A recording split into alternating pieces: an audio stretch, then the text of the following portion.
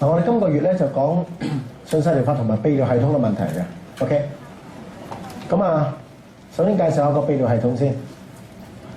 泌尿系統咧係由腎啦、輸尿管啦、膀胱啦同埋尿道組成嘅。佢個主要功能咧就好簡單，排泄。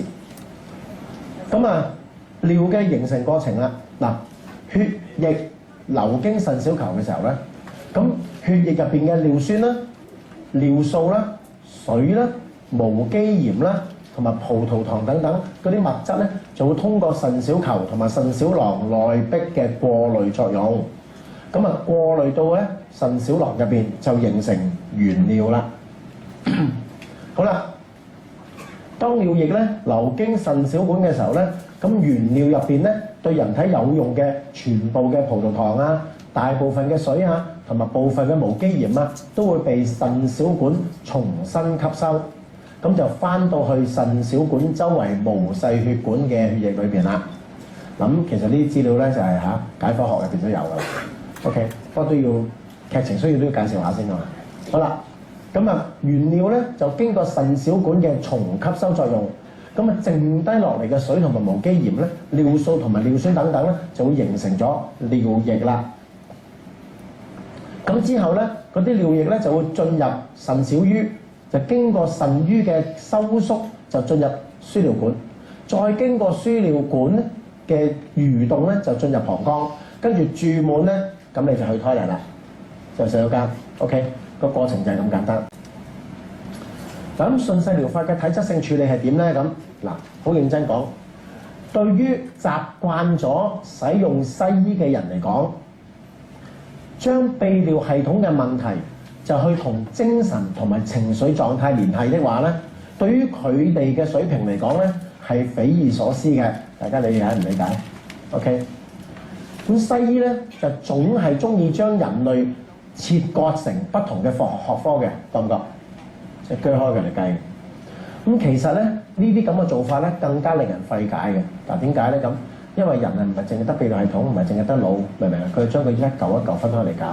OK， 好啦，但係咧，你記住喎，區分呢即係呢種咁樣嘅分科嚟計咧，係人為嘅。OK， 佢個目的咧係為咗方便某啲人類去了解非常複雜嘅人體，得唔得？明白啦嘛？而唔係咧由科學觀察所定嘅。咩叫唔係由科學觀察所定咧？舉個例子。你到今時今日喺科學上面咧，仍然冇任何證據證明泌尿系統嘅症狀淨係同泌尿系統有關。我哋咧研究嘅呢個世界，即係我哋無論任何人類喺地球上面居住嗰啲，你研究緊嘅我哋呢一個世界，其實係一個統一嘅世界，同意嗎各位 ？OK， 喺科學入邊咧就將佢咧就夾硬分割嚟去做研究嘅啫。呢啲係人類嘅明唔明啊嘅睇法嚟嘅啫，唔係大自然嘅睇法嚟嘅，清楚嘛？明白啦嘛？呢個 OK， 呢度有少少深奧㗎，希望大家能夠理解到。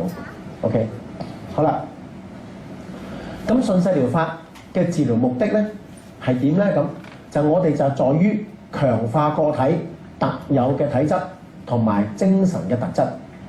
因此佢哋咧就有能力去保護自己以抵抗疾病。OK， 即係強化咗個體質，咁你可以抗衡任何疾病。你記住，強化咗體質之後，佢唔係淨係抗衡一啲感染嘅性嘅疾病，係包括自己退化性嘅疾病咧，都能夠處理到。如果你個體質係強壯嘅，你個身體唔會退化嘅，得唔得？明白啦嘛？第一種體質性嘅處方，佢個目的咧係為咗刺激整個有機體嘅恢復能力。順勢療法醫生 Homeopath 要達成呢種處方，就必須要憑藉整個個體嘅情緒、精神同埋肉體各方面嘅仔細分析，而唔係透過疾病嘅細小部分嚟處方嘅，得唔得？明白啦嘛？所以無論順勢療法去面對乜嘢疾病，咁我哋咧都係整個人去睇，就唔會淨係嗰個部分去睇嘅。咁 OK？咁咧，我哋而家咧就嘗試舉三個唔同嘅 case 俾大家了解一下。咁第一個咧就係夜晚瀨尿啦，小朋友最常見嘅。OK， 好啦，咁夜尿係即係夜晚賴尿係咪真係同心理狀態有關聯咧？睇睇咯喎，嗱，夜遺尿咧，又或者叫做尿床，即係賴尿啦，就係一種兒童時期常見嘅現象嚟㗎。一般嘅小朋友咧，去到3、4歲之後咧，就已經能夠咧係唔再賴尿㗎啦。咁但係咧，亦都有部分嘅細路仔，佢嘅賴尿問題咧係仍然持續，到長大之後咧先至慢慢改善嘅。咁有啲可能去到11、12歲仲賴緊尿㗎噃。OK， 嗱，根據資料顯示咧，香港約有3至4%嘅學童咧係有賴尿嘅問題㗎。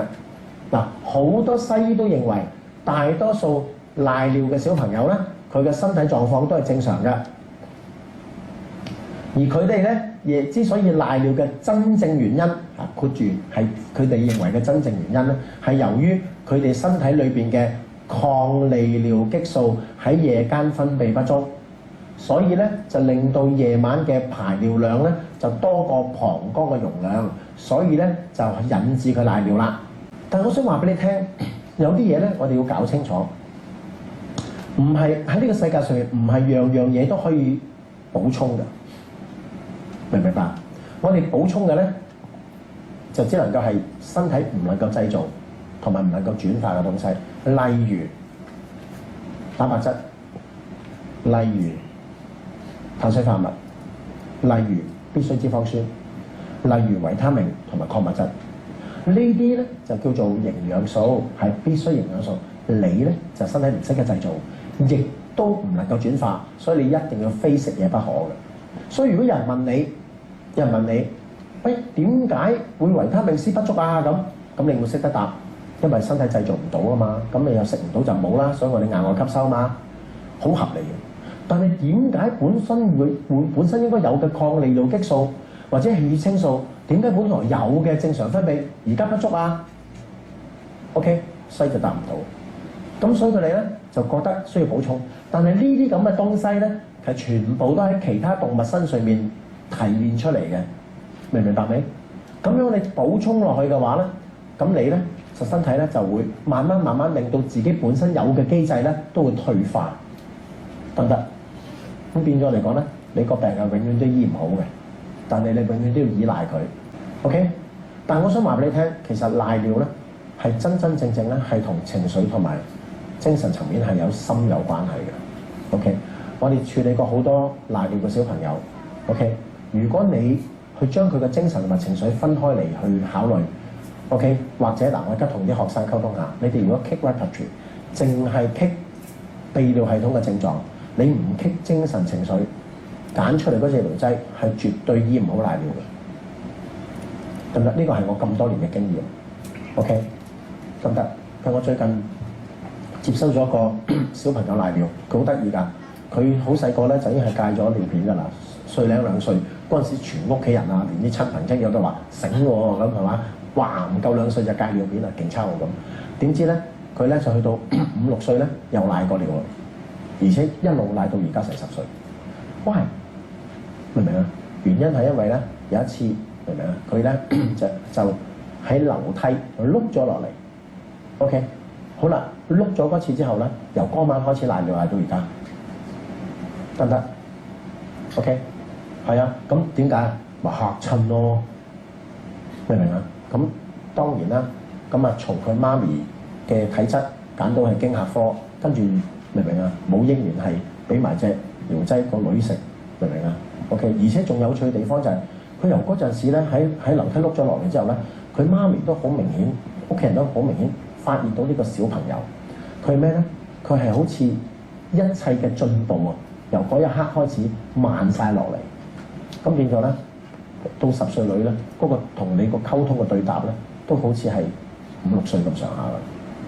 咁跟住後來開咗隻尿劑俾佢用咧，佢首先咧，佢媽咪發現到嘅咩咧？就係佢嗰個談吐同埋對身邊事物嘅理解咧，係明顯進步咗嘅。OK。而跟住咧，賴尿就越嚟越少，越嚟越少。OK， 而直至到咧，現在咧係冇再賴尿。好啦，嗱，事實上每一個患有呢種疾病嘅兒童，都有佢嘅個別獨特嘅精神啦、情緒啦、肉體嘅圖像啊。而呢個圖像咧一定能夠同某隻順勢療法療劑嘅症狀同圖像嘅相對應嘅。呢個病人圖像與療劑圖像嘅配對過程，正正係順勢療法醫生其中一個首要嘅挑戰。好啦，咁好啦，我哋又睇下另外一個個案啦喎，前列腺肥大啦。咁前列腺肥大係咪每位正常男性嘅必經階段咧 ？OK， 好似啲人話女性更年期咁。OK， 嗱，前列腺咧又名攝護腺，係男性獨有嘅器官，佢係位於膀胱嘅出口，圍繞住個尿道。喺功能上咧，佢係生殖系統嘅一部分。嗱，前列腺嘅腺體所製造嘅物質就同其他嘅分泌咧就混合埋一齊，就形成精液嘅。好啦，前列腺咧喺嬰孩時期咧就尚未形成嘅，佢就會受男性荷爾蒙嘅影響，就會逐漸成熟。喺青春期即係完成之後咧，咁佢嘅體積咧大約有粒核桃咁上下大，重量約20克。嗱，咁喺前列腺患者嘅肥大患者入邊咧，前列腺裏邊嘅細胞就會不停咁分裂，就令到佢增生，體積就變大，從而形成前列腺肥大症。有啲咧大到幾十克，甚至有啲超過100克，大咗5倍，明唔明啊？咁啊大過個叉燒包，明唔明啊？就咁簡單。嗱，咁喺統計入邊咧，到70歲嘅時候咧，係有70%嘅男士咧係有良性前列腺肥大嘅臨床問題嘅。咁亦都表示咩啊？即使去到70歲嘅高齡啊，其實仍然有好多男士係冇前列腺嘅呢個肥大症嘅問題嘅，即係唔會係小便緩慢啊、夜尿過多啊、忍尿困難啊等等，唔會，因為起碼仲有36%都有好多人冇呢啲問題嘅噃。OK， 咁但係咧，現在咧就越嚟越多有咧，去到40幾50歲咧就開始出現呢啲症狀喎。OK， 嗱，事實上咧，身體嘅症狀咧，其實往往係同精神同埋情緒有密切嘅關係嘅。好，另外一個 case， 明唔明啊？尿滲，是但啦，尿滲滲尿一樣嘅，就入邊會好多呢啲咁樣調轉嘅字眼㗎啦。OK， 嗱，1/3香港嘅中年女性咧受到尿滲嘅困擾㗎。嗱，香港商報啊喺2013年5月就曾經報導尿滲係婦女，特別係曾經生育過嘅中年婦女最常見嘅現象，係不容忽視嘅。嗱，事實上，如果尿滲問題處理不當，唔單止會出現尷尬嘅情況，嚴重咧仲會引致膀胱同埋腎炎嘅。咁香港基層醫護女性健康聯盟就委託獨立研究公司喺2011年3月下旬至到4月初，以電話訪問咗300名年齡50至65歲嘅婦女，發現有30%幾嘅人咧係有尿滲嘅問題㗎喎，即係話平均每3個人咧就有1個人係滲㗎啦。咁你望下呢度都幾多㗎？好啦，其中80%明唔明啊？只喺特定情況之下，例如打乞嗤啦、大笑啦、咳嗽嘅時候咧，就明唔明啊？小尿必必㗎啦，明唔明啊？就咁簡單，係啊，淨係必少少嘅啫。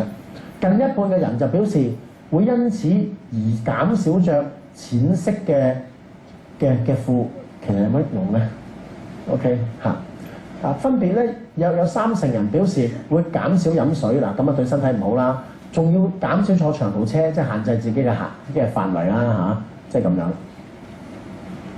好啦，滲尿嘅成因，嗱滲尿成因眾多，有啲因為膀胱過動啦，只儲存少量尿液就已經放鬆，又或者因為盆腔肌肉鬆弛，曾經生活過好多次。產後護理不當嘅婦女都好容易有呢個情況。生產嘅時候，嬰兒頭部擴闊咗個陰道口，拉到啲肌肉，再加上更年期雌激素減少，肌肉失去彈力，括約肌就好容易鬆弛啦。嚴重嘅咧就更加會出現子宮下垂，失禁情況就更加難控制啦。OK， 嗱咁西醫會點咧？西醫會利用藥物啦，再唔啱用外科手術去處理呢類問題嘅。咁啊，子宮下垂嘅治療咯喎，咁啊點啊？包括採用子宮托啦，同埋子宮懸吊術嘅，就係明唔明啊？就係吊住咗佢個子宮咯，係咪啊？咁吊得起咪吊佢咯，咁吊唔起咁點啊？吊唔起就簡單啦，關上切佢，明唔明啊 ？OK， 跟住再並行你個陰道前後壁嘅修補，咁就搞掂啦。因為咁就醫好咗啦。點解？因為吊佢啦嘛，明唔明啊？咁掉咗個子宮落，咁就冇子宮落係嘛？咁就唔會再有子宮下垂啦。幾簡單嘅做法啦係嘛？所以我成日都咁講，西醫啊去做手術啊，其實根本都唔可以叫醫好你嘅，明唔明啊？佢根本叫做掉咗你啫嘛。真㗎嗱，你隻手指成日流血流膿，醫極都醫唔好，跟住揾西醫點啊？切得佢咯。咁切完之後，你隻手指點啊？嗱，係咁喎，咁啊叫做掉咗，咁唔係叫做醫咗。你要搞清楚。你拎隻手錶去俾人整，佢整幾都整唔到，跟住攞手同佢掉咗佢，跟住你去攞翻隻錶，掉咗啦。跟住你好開心話俾人聽，嗰個嘢勁抽啊！幫我整好隻錶啊！咁你隻錶而家掉咗啦，啲人會同你講咩啊？你低能㗎，你傻㗎，戇居㗎，明唔明啊 ？OK， 就咁簡單。清唔清楚？所以根本冇啊，佢冇醫好過你啊，唔好意思。OK， 佢醫唔到掉咗佢嘅。OK，就咁簡單。